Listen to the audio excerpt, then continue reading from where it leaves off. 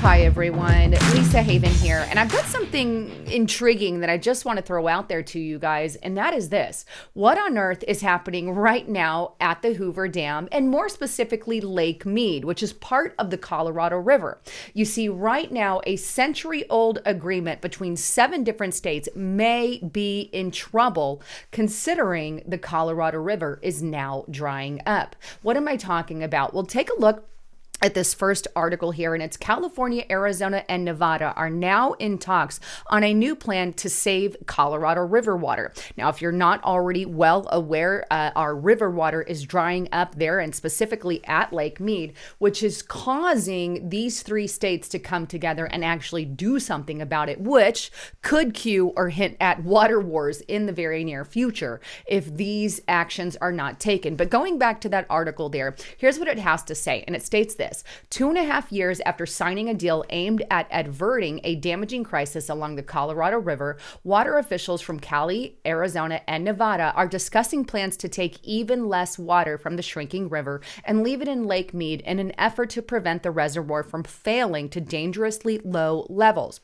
Representatives of water agencies from the 3 states said that they are firming up details of a deal that would leave an additional 500,000 acre-feet of water in the reservoir next year, and the same amount again in 2023, about double the quantity of water used annually by Vegas and the rest of southern Nevada. For California, that deal would mean participating in water reductions prior to Lake Mead reaching levels that would otherwise trigger mandatory cuts. In other words, we're going to have to be doing some kind of cuts in all 3 of these states to meet and refill, if you will, Lake Mead. But the article goes on to state that the deal would nearly double the reductions in planned water deliveries next year among the 3 states beyond those already planned under the 2019 agreement called the Drought Contingency Plan. This new proposal, dubbed the 500 Plus Plan, would partially involve securing money to pay some water users to voluntarily relinquish water.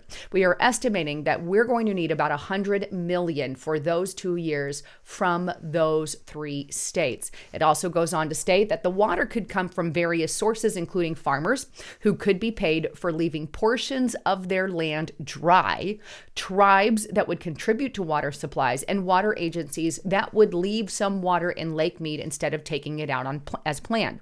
Negotiations on the details are continuing, and officials from California and Arizona said they hope to have an overarching agreement ready to be signed by next month in a conference in Las Vegas, which would be sometime in December. Arizona has pledged $40 million, and we also have Nevada pledging $20 million. So the thing here is they're having to do certain things like have farmers be paid to leave portions of their land dry. And keep in mind, this is on top of an already hurting crisis with our farmers. We know that they haven't been able to farm as much as they'd like. And now if we add that on top of it, this could cause more of a crisis at the grocery store, so to speak, as well. So this is why I also wanted to bring it up. Obviously, something has to be done to get more water in that reservoir.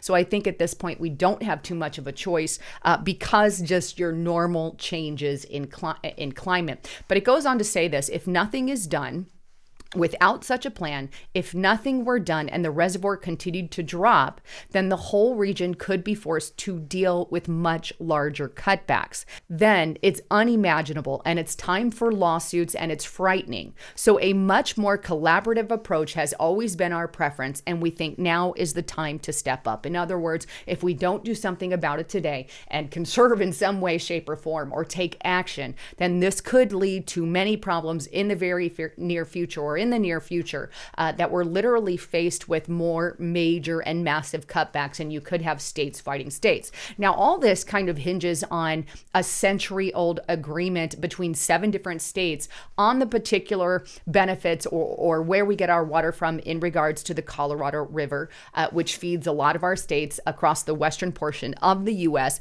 And right now, I think Lake Mead is one of those in big danger. But I want to take you to this article that kind of details that. And this is CPR.org. If the Colorado River keeps drying up, a century-old agreement to share the water could be threatened, and no one's really sure what's going to happen next. And you can see the date on this about the same time as the other article I just showed you. But here's kind of that agreement to give you the idea of what we're faced with here. Almost 100 years ago, 7 states signed the Colorado River Compact, which lays out how much river water each state is going to get.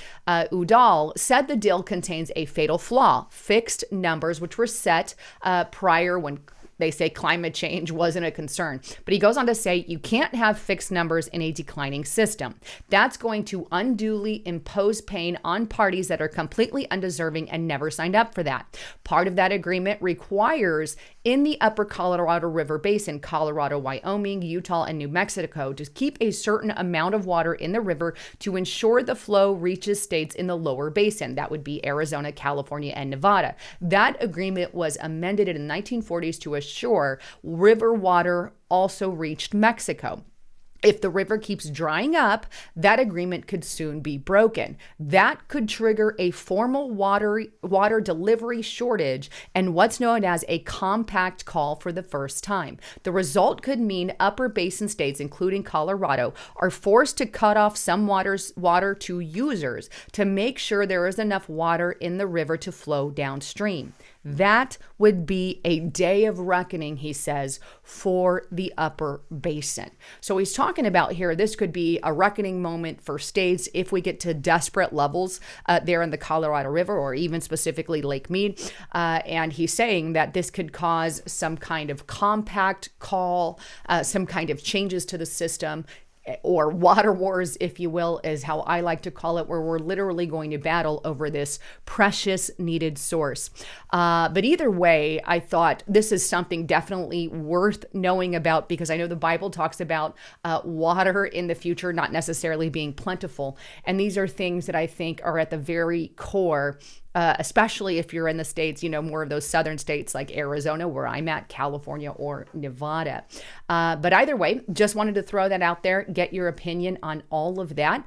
Please don't forget to check out my partner at healthwithlisa.com. This product is absolutely amazing. If you're looking for something that gives you a younger looking appearance and is unlike other collagen, this one has 5 separate types of collagen in it, and you can mix it directly in your in your shake or even in your coffee. I mix it in my coffee every morning, but basically this has really helped my hair, my skin, my nails get that more youthful appearance. So if you're wondering what I use and what I do, this is absolutely it at healthwithlisa.com, and take advantage of up to 51% off.